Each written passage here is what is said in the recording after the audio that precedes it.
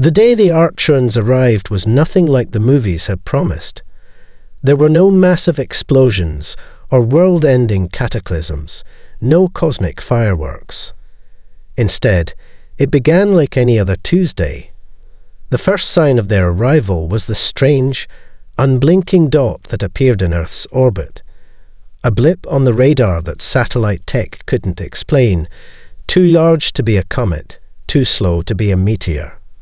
Within hours, the Archeron fleet made its presence known in full force, blocking out the sun for entire continents as their colossal ships loomed overhead.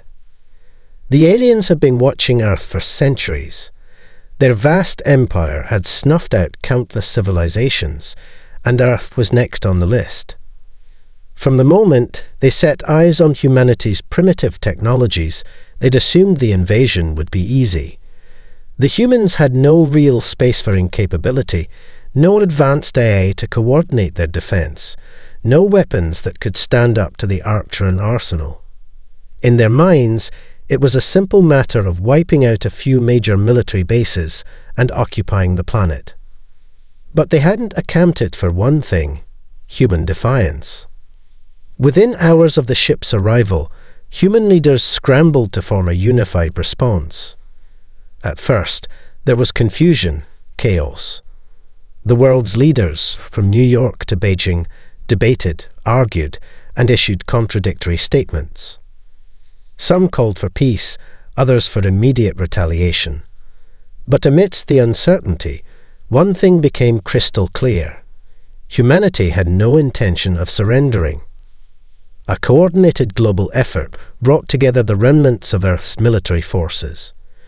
What the Archerons had assumed were outdated, obsolete weapons were now being mobilized.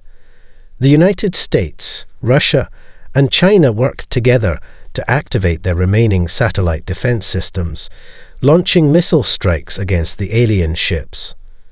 The Europeans activated hidden stockpiles of EMP devices, hoping to disrupt Archeron tech. And in the shadows, smaller nations without advanced military tech armed themselves with guerrilla tactics, making use of every weapon they could find, from hunting rifles to old military surplus. The first wave of Archeron invaders, led by General Kaler, descended on Washington, D.C. The Archerons had expected a quick occupation. Their energy shields and plasma rifles would tear through the city's defenses like a hot knife through butter. But when their troops began landing in the heart of the city, they encountered something they hadn't anticipated. The American capital had already been abandoned by the government, but it was far from empty. Hundreds of thousands of civilians, well armed and organized by the city's surviving police and military personnel, had turned the streets into a living maze of barricades and traps. The first Archeron soldiers to step into the city found themselves trapped by makeshift bombs, gunfire, and old-school artillery that had been forgotten by most modern armies. The aliens struggled to adapt. Their shields were designed to withstand energy weapons, not the homemade explosives and Molotov cocktails humans had cobbled together. They were confused. They were frustrated. But they were not yet defeated. Not by a long shot. They underestimated humanity's creativity and its will to survive.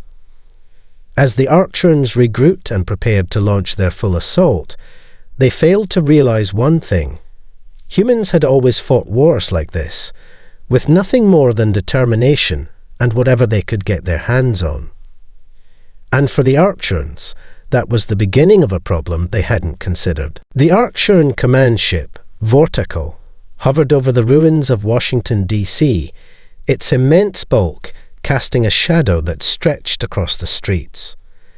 General Kaler observed the scene through a series of holographic displays, his sharp alien eyes narrowing in frustration. His initial optimism had quickly turned to confusion and anger. What should have been a swift occupation had turned into an urban nightmare. The resistance wasn't just organized, it was relentless. In the first few hours of combat, Kaler's forces had underestimated the civilians, dismissing them as mere bystanders.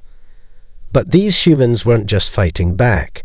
They were adapting, improvising, and using every inch of their crumbling city to their advantage.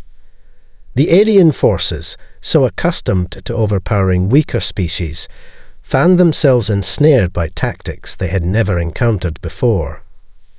Kalar watched as his elite ground troops struggled to breach the perimeter of the National Mall. The humans had set up roadblocks using overturned cars, barricades made from anything they could salvage, concrete rubble, steel beams, even shattered glass from the city's shattered windows. They attacked from the shadows, using old-school tactics like ambushes, hit-and-run raids, and sniping from high rooftops. The aliens, with all their advanced armor and energy shields, were unprepared for the constant, unpredictable nature of the human response. A report came in from one of the Arcturan patrols. Multiple human insurgents are using rocket-propelled grenades and explosives in the Capitol building. Shielding systems compromised.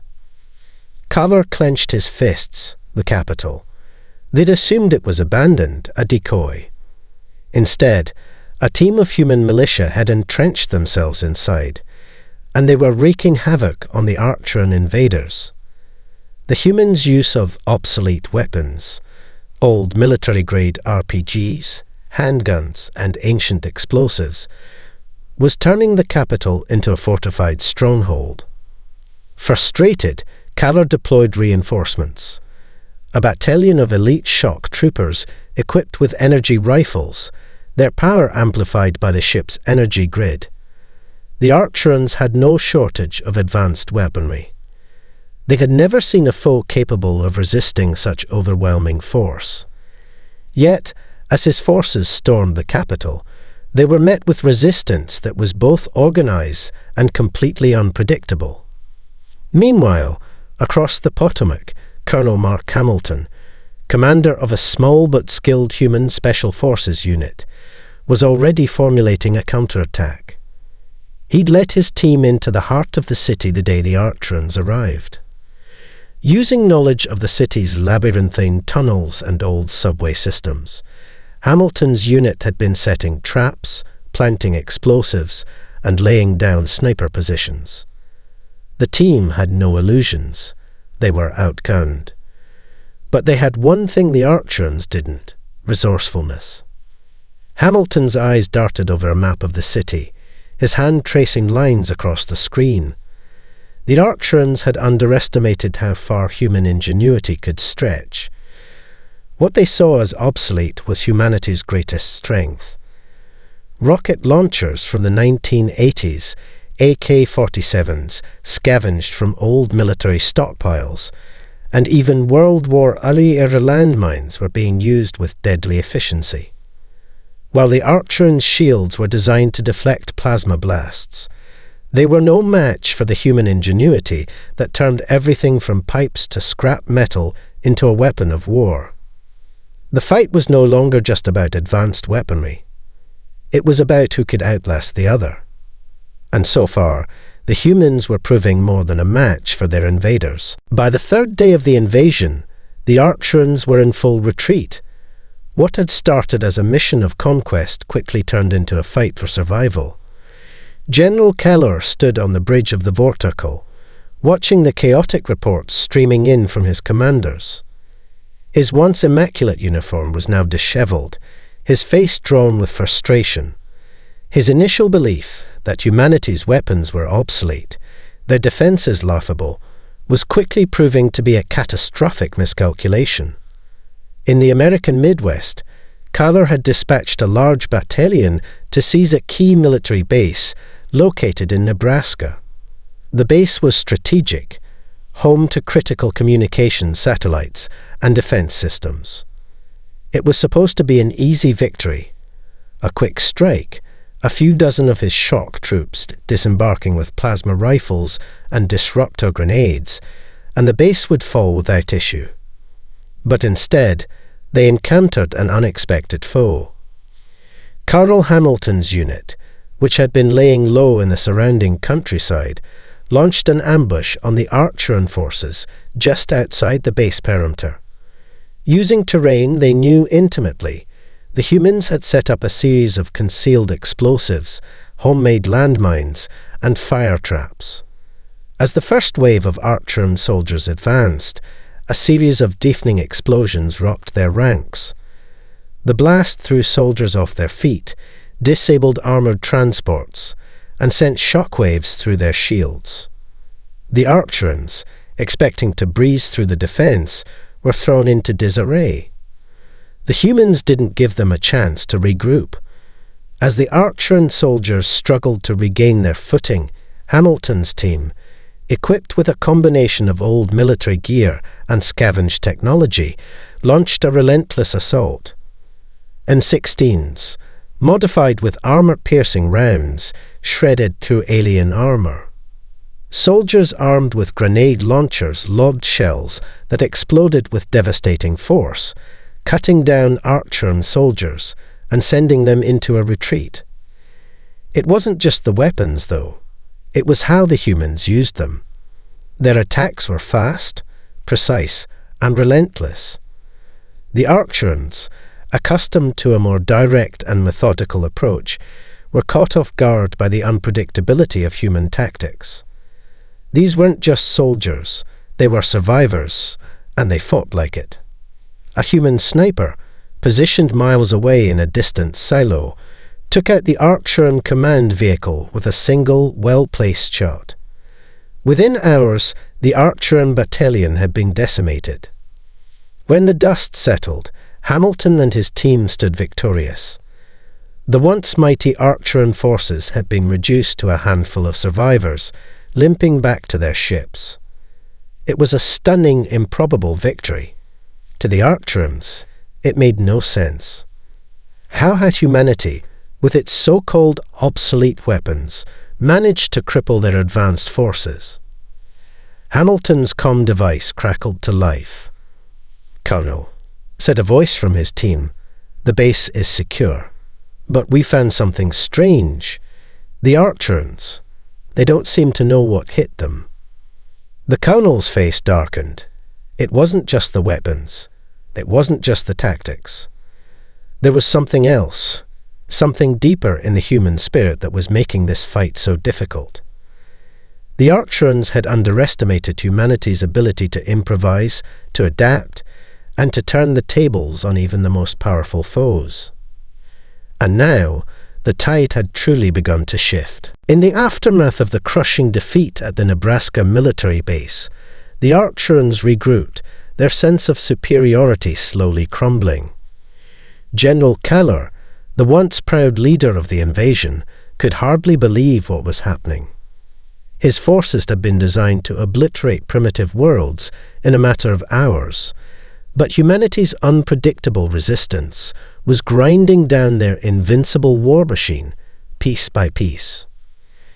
Keller watched as his fleet orbited Earth, a massive ring of ships that blotted out the stars. In every corner of the world, reports of human victories were coming in. The humans had fought back with a vengeance, using their old, seemingly obsolete arms in ways the Archerons could not have anticipated. It was becoming clear that their high-tech weapons were being outpaced by sheer human determination and ingenuity.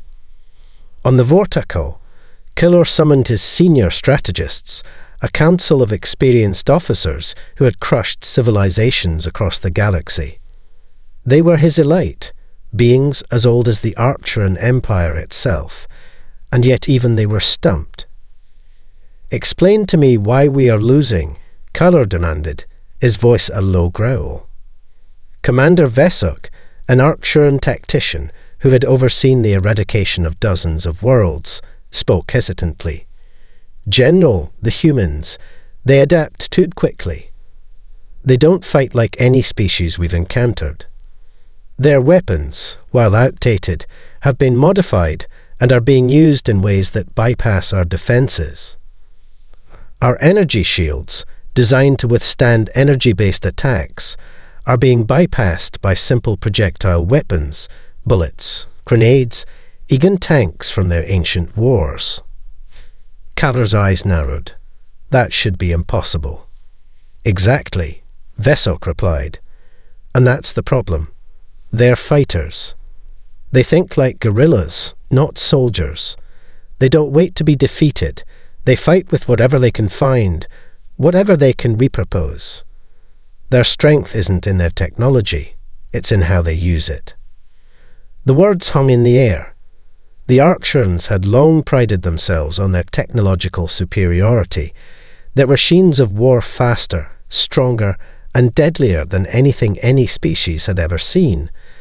But they had never encountered an enemy that used whatever they had, no matter how ancient or crude, with such deadly effectiveness.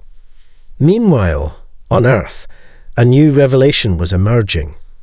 Carl Hamilton, still on the ground in Nebraska, was piecing together something his team had uncovered while securing the base. An encrypted message from the human government, buried deep within the military archives. When decoded, it revealed a shocking truth. The humans, they were preparing for something. Hamilton murmured to himself. We weren't just defending ourselves. We were preparing for an invasion, and they knew it would come. Dr. Julia Stone, a military strategist from a nearby research lab, joined him in the command center, her face grim. They've had centuries to study this. Their history isn't just about surviving wars. It's about waiting for them. Every conflict, every battle, every piece of obsolete tech was part of a plan. They didn't just prepare for the worst. They've prepared for this. The revelation hit Hamilton hard. The Arcturans had never understood humanity's lone game, how it had learned to fight wars of attrition, how it had survived time and time again, even when faced with enemies far more powerful. Now the humans' outdated arms weren't just relics. They were part of an intricate strategy designed for a day just like this. And the Arcturans were beginning to understand that they weren't just fighting a planet. They were fighting a species that had never been more than a heartbeat away from war, and had always been ready for it. The Arcturans were finally starting to understand the gravity of their mistake. For all their technological superiority, their immense fleets, and their advanced weaponry, they had overlooked the one factor that had always defined humanity, its ability to endure, adapt, and overcome. General Kaller paced in his command chamber aboard the Vortical, his mind racing. The reports were becoming increasingly dire. Despite his best efforts to decimate the human forces, they were not just surviving, they were thriving. The humans' obsolete arms were not an obstacle they could easily overcome. Their crude, seemingly outdated weapons were proving effective against the most sophisticated systems the Arcturans had ever created.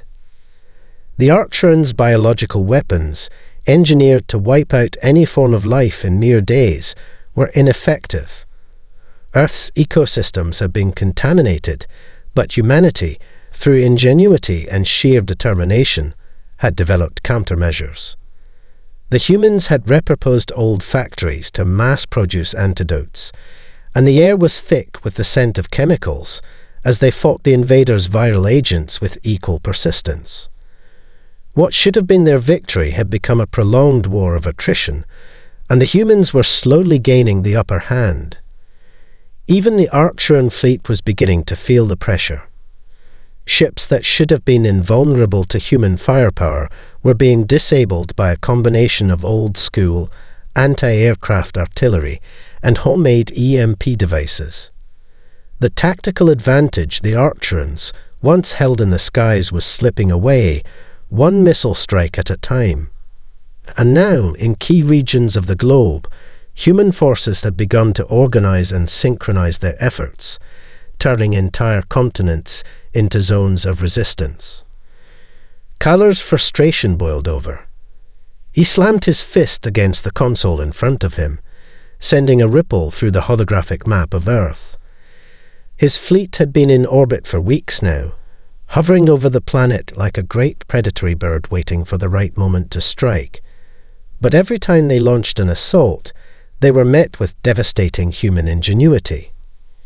Commander Velix, Kalar barked, summoning his chief strategist. The Arcturan officer entered, his skin a cold blue, his eyes reflecting the deep frustration of the entire fleet. "Yes, General." Kalar stared at the hologram, then turned to Velix. "Tell me, what exactly are we up against here? Why can't we defeat them?" Velix's face was grim. "General, we've underestimated their resilience. Their weapons, though primitive, are not the real threat. It's how they use them. Their societies have been shaped by constant warfare, survival, and adaptability. They've developed a culture of improvisation, of thinking in battle. Our superior tech can't handle the unpredictability of their tactics. They don't fight in straight lines. They strike from places we can't predict, use terrain and deception in ways that short-circuit our advanced systems." Kalar stared at him for a long moment, absorbing the bitter truth. He had dismissed the humans as primitive, obsolete, and backward, but now it was clear. Humanity's strength lay not in their weapons, but in their capacity for unrelenting resistance. The human spirit, which his people had never fully understood, was now the very thing that might defeat them. Meanwhile, on Earth, Hamilton and Dr. Stone were preparing their next move. As they analysed the alien fleet's movements and weaknesses, one thing was becoming clear. The Arcturans were not going to win this war through brute force. But humanity might, if they could leverage their unexpected advantage. The Arcturan fleet hung in orbit above Earth, like a dark omen, its massive ships stretching across the sky in an intimidating display of technological power. Yet, for all their might, the invaders had underestimated the humans. And now, with every passing day, it was becoming more apparent that humanity's greatest asset was not in their weaponry, but in their ingenuity. Colonel Mark Hamilton stood in the cramped operations room beneath a hidden military bunker in Kansas, staring at a series of digital displays. His team had been hard at work, studying the Arcturan fleet's movements and trying to find a way to hit them where it hurt. Hamilton's tactical mind raced through the possibilities. The Arcturans were relentless, their ships nearly impervious to conventional weapons. But he had an inkling, a hunch, that the key to their defeat was hidden in plain sight. "Sir," Dr. Julia Stone, the lead military strategist working with Hamilton, approached him, her face tight with urgency. "We've recovered more of their tech from the skirmishes. I've been studying the patterns in their defences, and something's starting to click." Hamilton's brow furrowed. "What do you mean?" She gestured to a large holographic map of the Arcturan fleet, displayed in the centre of the room. The Arcturans rely on highly advanced energy shields to protect their ships. They're virtually invulnerable to direct attacks. But if we combine certain obsolete technologies, our old EMP devices, modified artillery shells, and even the older satellite-based weapons systems, they might just be able to disrupt their shields. Hamilton stared at the map, running the calculations in his mind. The Arcturans had grown complacent in their belief that humanity's defences were no match for them. But what they hadn't accounted for was how humans could turn even the most outdated tools into something deadly. Dr. Stone continued, "We've reverse-engineered parts of their communications tech too. There's a vulnerability we can exploit. We've been looking at their fleet's energy flow and power grids. If we can cause a cascade failure, their shields will drop for just a moment. And in that moment, we can strike." Hamilton's pulse quickened. The plan was risky. It would require coordination, precision, and a deep understanding of the Arcturan technology, but it was humanity's best shot. The more they studied the alien technology, the more it became clear. While the Archerons had weapons of unimaginable power, they lacked the one thing that made humanity dangerous: adaptability. The obsolete weapons the humans had so carelessly discarded were now their secret weapon. Tanks from the 20th century, rocket launchers from the Cold War, even old naval artillery, each of these, though outdated by alien standards, was being retooled and repurposed in ways the Archerons never imagined. The humans' old artillery could deliver more concentrated blasts, while their EMP systems, designed for a world of electronics, were adapted to target Archeron energy grids. Hamilton glanced over at the tactical officer. "Prepare the team. We go in at dawn." Elsewhere, across the world, human resistance groups were mobilizing. As the Archerons struggled to maintain control over major cities, they found themselves outwitted at every turn. The Invaders' advanced tech might have given them the upper hand in firepower, but humanity had developed something far more powerful over the centuries: the will to fight.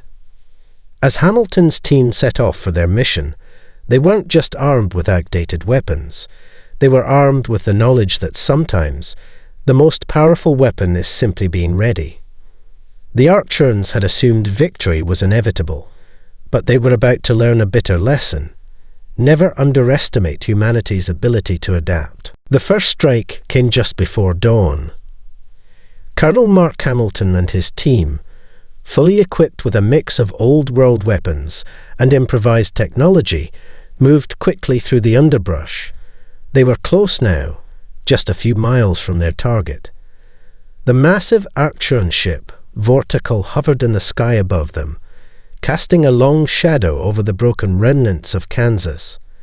The alien command ship, with its imposing, gleaming hull and energy shields, was their primary objective. If they could disable it, they might cripple the entire invasion effort. The team's plan was simple, but dangerous. Using a combination of old Soviet-designed rocket launchers, EMP devices built from repurposed military satellites, and artillery shells modified with crude guidance systems, they intended to breach the Archeron shields. The key was timing. When the shields dropped for just a fraction of a second, the humans had to strike hard, fast, and with overwhelming force. Hamilton's eyes scanned the horizon as he crouched behind a large boulder. He checked his gear again, fingers tracing the familiar shape of his assault rifle.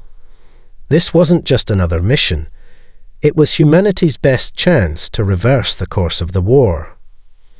"Colonel," came the voice of Dr. Julius Stone through his earpiece. "The EMP signal is ready. The satellites are in position. We're just waiting for the confirmation." Hamilton nodded. "We've got one shot at this. No room for error. You pull that trigger, and we hit them with everything we've got." The plan was audacious, but humanity had learned that survival was about more than just surviving. It was about taking risks, challenging the impossible. And now, with the Archeron's shields keeping them safe from direct assault, humanity was about to show them just how dangerous their obsolete tech could be. A sudden pulse of light erupted across the sky. The EMP was triggered. In the space of a heartbeat, the Vortical's shields flickered, then collapsed. It was only for a second, but it was enough. Hamilton's team immediately launched their payload. A dozen old Soviet-made anti-tank rockets fired into the sky, their trails of smoke snaking behind them. Each rocket was equipped with an improvised guidance system, rudimentary by Archeron standards, but effective enough to strike the weak points in the now exposed hull of the command ship. The first wave of missiles hit with a deafening explosion, sending ripples of shockwaves through the air. But that wasn't the end. Hamilton's team had also deployed artillery shells, timed to explode with pinpoint accuracy. They fired them from a series of concealed positions, and as the shells reached their targets, they detonated in rapid succession, punching through the ship's vulnerable exterior. The vorticle rocked violently, its massive form shaking as the explosions reverberated across the hull. Archeron engineers aboard scrambled to restore the shields, but the damage was already done. Systems were failing, and the ship was losing power. For the first time since the invasion began, the Archerons were truly vulnerable. Direct hit. Stone's voice crackled over the comm. They're losing power in their primary systems. The shields won't come back online for at least 10 minutes. We have them on the ropes. Hamilton's heart pounded as he watched the chaos unfold from the command center. The vorticle, once an impregnable fortress in the sky, was now a wounded giant. The humans had done what the Archerons had never expected. They had exploited their vulnerability, using their outdated, unassuming weapons in a way the aliens could never have predicted. In the midst of the chaos, Hamilton felt a surge of hope. They weren't just fighting for survival anymore. They were fighting to win. The sky above Kansas had erupted in a chaotic symphony of fire and smoke. The vorticle, once an indomitable symbol of the Archerons' superiority, was now a wreck. Its shields, now down, left it vulnerable to a second wave of human assault. The explosions that had torn through its hull had been enough to disable key systems, rendering the ship a hulking, crippled vessel drifting in orbit, unable to fight back. Hamilton and his team watched through binoculars, their faces lit by the glow of distant explosions. For the first time since the invasion began, there was a palpable sense of victory in the air. The plan had worked. The Archerons had been outwitted and outmaneuvered, their once unbeatable fortress now at the mercy of Earth's most unlikely warriors. The human resistance, long divided and scattered, had now rallied under the banner of victory. Resistance cells from around the globe, once isolated and disparate, had coordinated attacks against the remaining Archeron forces, who were now desperately attempting to regroup. Dr. Julia Stone, her voice steady over the comms, spoke from the command center in Kansas. We've crippled their flagship, but this is just the beginning. The other ships are still in orbit, and we need to keep the pressure on. If we don't finish this, they'll adapt again. Hamilton nodded grimly. We keep hitting them. They think we're weak.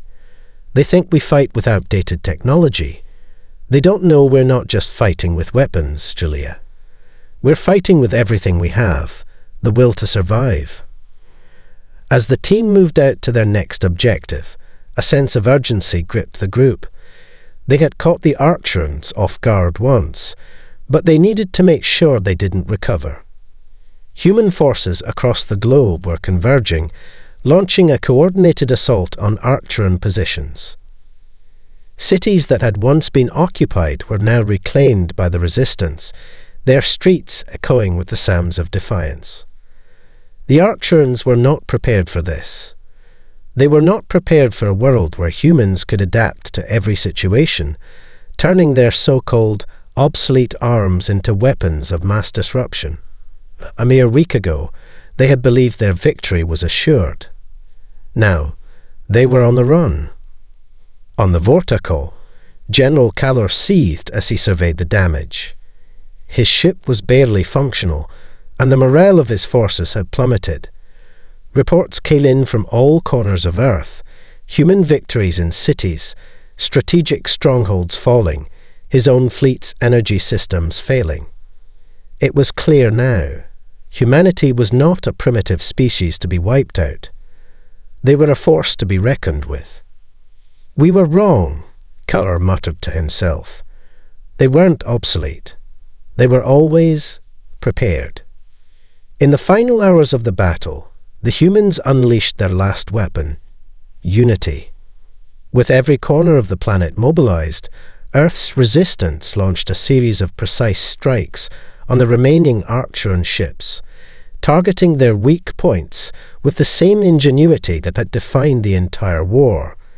It wasn't long before the Archerons began retreating, their ships limping away from Earth, crippled beyond repair. Humanity had done it. As the Archerons' fleet vanished into the dark expanse of space, the survivors on Earth breathed a collective sigh of relief. They had fought not just for survival, but for the future of their species, and in doing so, they had taught the invaders a hard truth. Technology alone was never enough. The human spirit, with all its adaptability, creativity, and drive, had proven to be the ultimate weapon. The war was over. Humanity had won.